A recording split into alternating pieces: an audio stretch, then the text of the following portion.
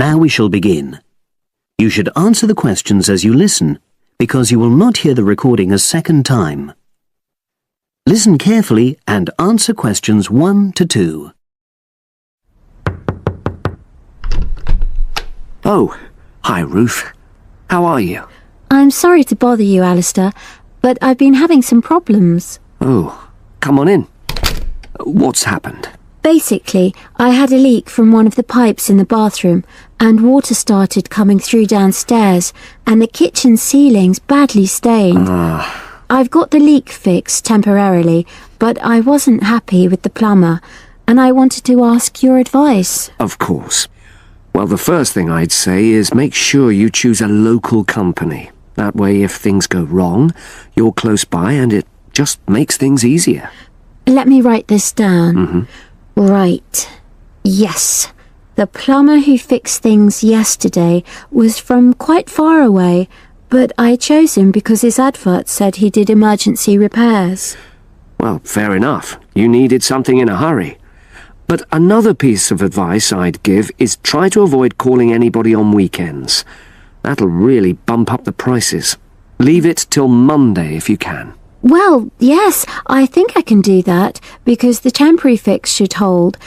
And obviously I'll need the ceiling plastered and eventually redecorated. Yeah, sure. So who would you recommend? Is there a directory? Well, there's quite a good website covering this sort of work.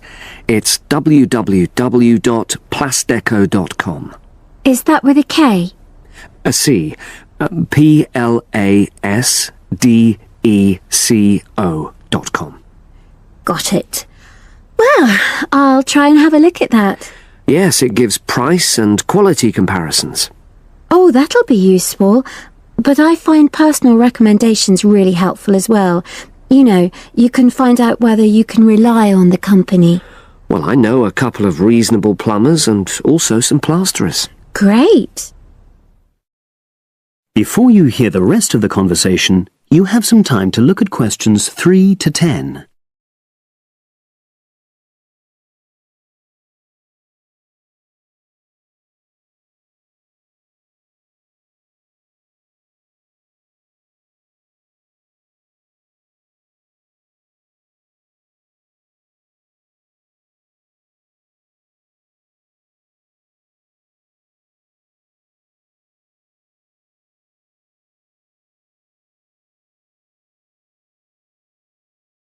Now listen and answer questions 3 to 10.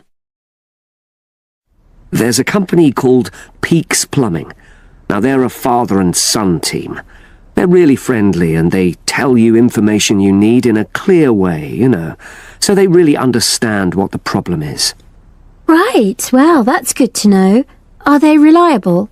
Well, that's a downside. Every single time I've used them, they arrive late. And friends have said the same thing. But is the work good quality? Absolutely. Another one is John Damerel Plumbing Services. He's very good. How do you spell the surname? Damerol. Right, got that. And does he do high-quality work? Well, it's fine, you know, but I wouldn't say that was his main point. Basically, he comes out cheaper, you know, than other people. I sense there's a but. Is he unreliable? Oh, he comes when he says he's coming, but he's not very courteous, and he has the tendency to be messy, you know, so you have quite a bit of clearing up to do. Okay. So it's up to you. They're both good workers and they won't cheat you. Right. And you said you knew some plasterers? Yes, a company called Simonson Plasterers did our living room last year. We chose them because we wanted some fancy work on the ceiling, around the lights. So they can do a variety of designs? You've got it. But it comes at a premium because they are more expensive, you know. Than the others? Yes. Or you could go for a one-man firm called HL Plastering. Harry Lester. He's fine, very reliable, if all you want is a simple job. Do either of them do painting for you if you want? After the plastering's dried out, of course. That's what I was going to say, but I should explain that Harry's quite old now, and so he avoids doing jobs which involve tall ladders, you know. But my kitchen isn't too bad for that. I'd have to ask him if he's prepared to do it. Yeah, sure. So I'll start by looking at the website. All those companies are on there, with their phone numbers, etc. Thanks ever so much. You were such a... That is the end of section 1. You now have half a minute to check your answers.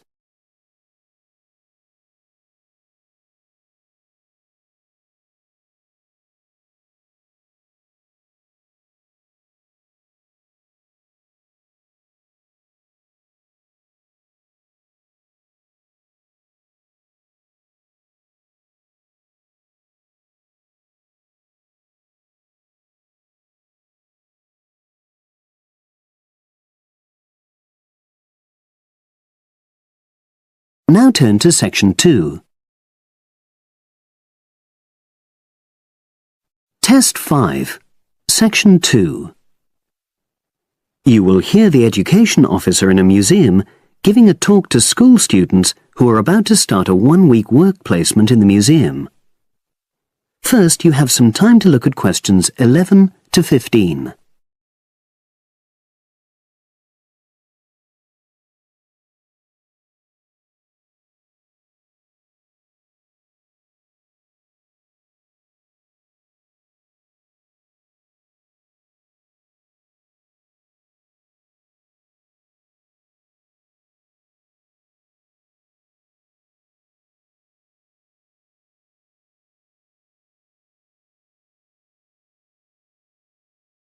Now listen and answer questions 11 to 15. Good morning and welcome. We're really pleased that you're going to be joining us next week for your work placement.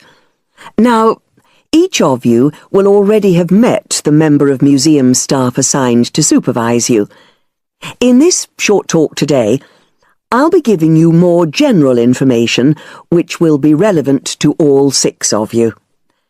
Your normal working day is 9 to 5 p.m, but on Monday, because it's your first day, we'd like you to arrive at 9:15. Please note, though, that you'll finish at the usual time. A lot of you have been asking what you should wear for work. Well, you may have noticed that we're not exactly a formal institution, so you'd really be out of place if you wear smart attire like a suit. If you go out on a trip with us, then we'd like you to wear a museum cap. It has our logo on, and we feel it helps people recognize you. But on a day-to-day basis in the museum itself, we say put on your own casual clothing because you'll be doing lots of dusty, messy work. Now, we don't have an enormous number of rules, but work placement is an excellent preparation for the real world of work, and we expect you to be very punctual and reliable. If you're not well, or there's been a hold-up, then what we ask you to do is ring the museum receptionist. He will be in the museum well ahead of opening time, and he'll inform your own personal supervisor in the museum. If you're away for more than 1 day, we'll inform your school tutor. They'll obviously need to make a note of your absence and follow up if necessary. But most of all, we hope you really enjoy yourselves during the placement. Students say they have a lot of fun, whether it's working with kids in our art workshops held every Monday, or, the most popular, when they go out on our outreach work to residential homes, recording elderly people's memories of school days for our oral history project. So, we hope you feel excited by the prospect of starting next week and well prepared. Your personal supervisor will be there to help you with our health and safety requirements when you start next week, and your supervisors will also brief you about the background to the museum, summarizing all the huge amount of information on our website. In the next couple of days, it might be worthwhile if you get hold of evaluations and other notes made by students who've worked with us before. You can get a lot of pointers from them. Before you hear the rest of the conversation, you have some time to look at questions 16 to 20.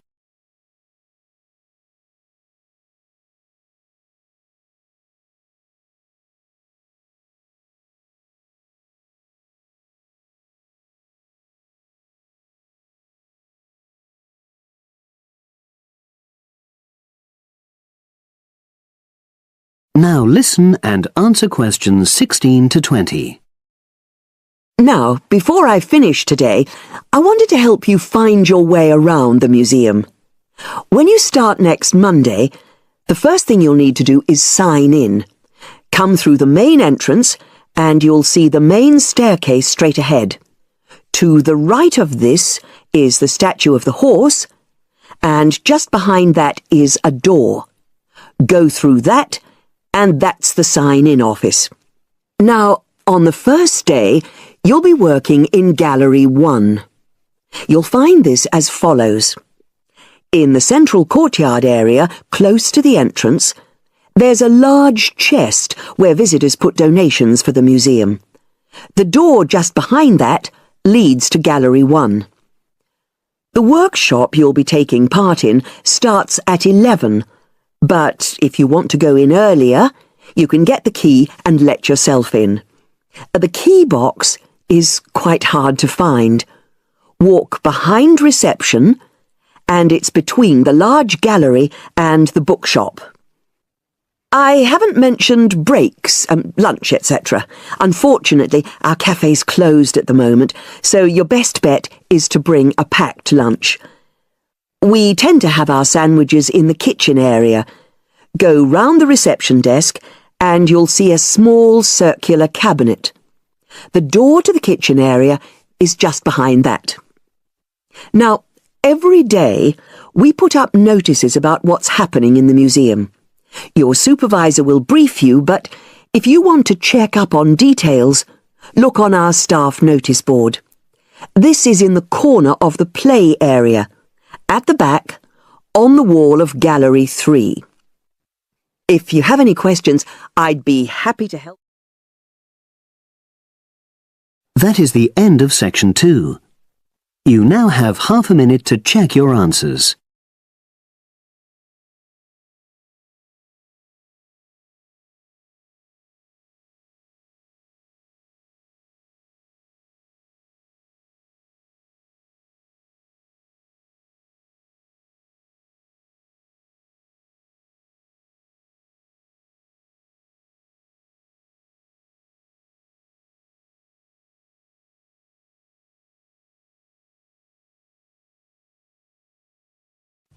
Now turn to Section 3. Section 3. You'll hear a tutor and some students discussing eating disorders. First, you have some time to look at questions 21 to 23.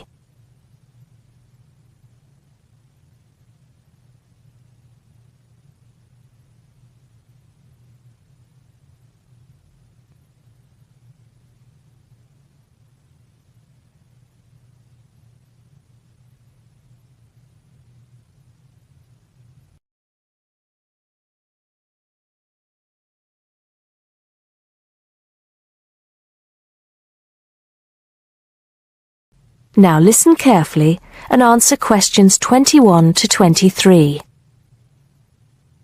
Good afternoon. I hope everything is going well. Right, we've been looking at problems some people have with eating. And today I'd like to focus on one you've probably come across in your reading. It is sometimes called binge eating disorder, or BED. As you know, I am not a particular fan of these acronyms, so I will refer to it by the alternative name, compulsive eating disorder. Has anybody heard of it? Yes, I have. In fact, I read a case study of a first-year university student who was diagnosed with it. Do you remember what the symptoms are? Well, of course, one symptom is that the person eats too much, although that's true for other eating disorders as well. They also put on weight. That's right. whereas in some other conditions, such as bulimia, they don't, and can actually lose weight. One thing that compulsive eating disorder and bulimia have in common, though, is that the person with the condition often becomes clinically depressed. Are you saying that everybody who is overweight is suffering from the disorder? Not at all. What makes the compulsive eater different is the pattern of the disorder. Initially, as we've said, the compulsive eater starts eating too much.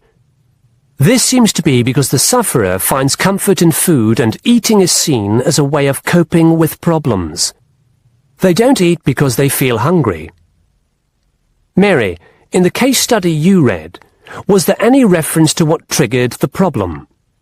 I seem to recall that the student was suffering from stress because she was revising for exams, and she started eating snacks, junk food, while she was studying.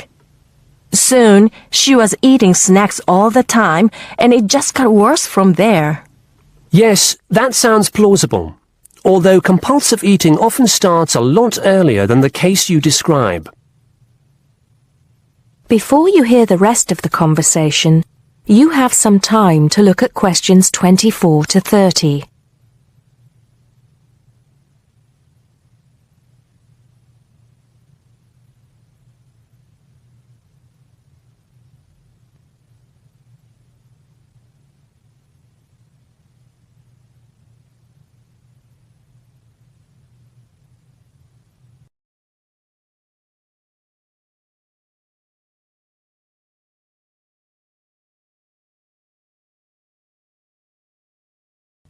Now listen and answer questions 24 to 30.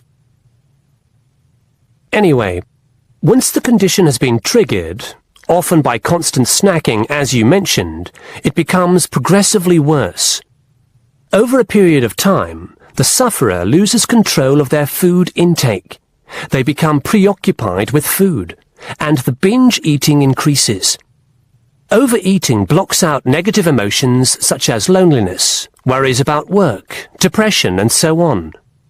But it is only a temporary effect. Apart from the physical discomfort that overeating often causes, the sufferer begins to feel embarrassed by their behavior. They then take drastic action to try to compensate. In an attempt to lose weight, compulsive eaters will try extreme diets, skipping meals, or going without any food at all for a day or more.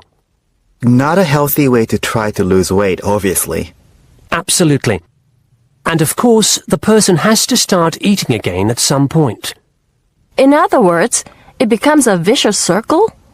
That's right. Binge eating, extreme dieting, or attempts to lose weight by other means, and then binge eating again. What are the long-term effects of compulsive eating? As you might expect, these are similar to those for people suffering from obesity. Diabetes is frequently reported. What about treatment? The disorder can be treated, certainly. But there's always the possibility that the patient will suffer a relapse and start binging again. What does treatment involve? Medication? No. It normally involves sessions with a therapist experienced in treating eating disorders. A nutritionist will often be involved as well. Are there any self-help organizations? I mean, organizations like Alcoholics Anonymous? Yes, there are. And you might want to follow this one up for your research. One organization is called Overeaters Anonymous, and they have what they describe as a 12-step program to help people overcome the disorder. You can find out more from the organization's website. Right. I think that'll have given you plenty to follow up. So I'll see you at the same time next week. That is the end of section 3. You now have half a minute to check your answers.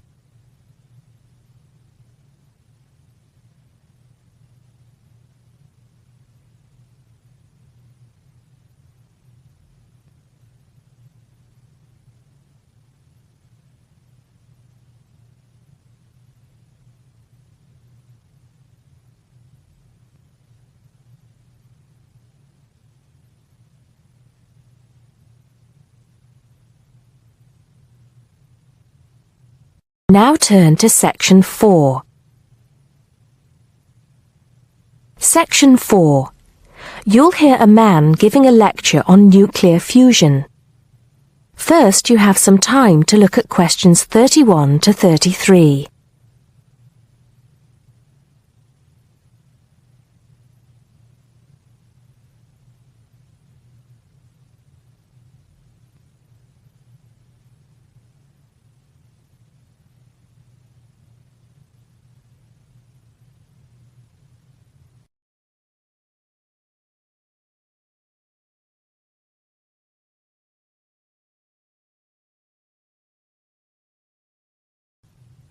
Now listen carefully and answer questions 31 to 33. I'd like to start by thanking so many of you for attending this, my first public lecture at this magnificent university. I'm going to be talking to you today about nuclear fusion. Before I proceed further, I would like to apologize on behalf of some of our newspapers for the sensationalist and hopelessly inaccurate articles that have been published on the subject over the years. I must confess that my own interest in the subject was actually stimulated by an article published more than 50 years ago in a popular Sunday tabloid with the impressive title, Power from the Sea. Today, most people would probably interpret such a title as an introduction to a discussion on the latest developments in renewable energy sources, such as wave technology or generating electricity from tidal flows. But back then, little, if any, progress had been made in these fields since the invention of the water wheel. As I recall, following coverage of the opening of the world's first commercial nuclear power station, more than 50 years ago now, at Calder Hall in 1956, the article promised that we would have limitless, almost free electricity within 10 years. It claimed that we could do this using an isotope of water, deuterium, from the sea. This would be used in reactors to combine simple molecules of hydrogen to form helium, releasing energy in the process. Of course, this is different from the process of nuclear fission, which today's nuclear reactors use. I wouldn't like to say that the article I read as a boy was totally inaccurate. It's true that the concept of producing energy from nuclear fusion, essentially reproducing the reactions by which our sun and other stars produce energy, depends on fusing atoms of hydrogen, but the timescale suggested was hopelessly wrong. To this day, despite some very embarrassing false claims from scientists who should have known better, we have not been able to produce energy from nuclear fusion in a controllable way. Let me make clear what I mean by this statement, before some journalist in the audience gets hold of the wrong end of the stick. Yes, we have been able to fuse hydrogen atoms to produce helium and a release of energy, but the balance account has always been negative. We've always had to put more energy into the reaction than we've ever succeeded in getting out. We know the theory works, but we still do not know if we can get fusion to work for us and solve the problem of our energy needs. Before you hear the rest of the talk, you have some time to look at questions 34 to 40.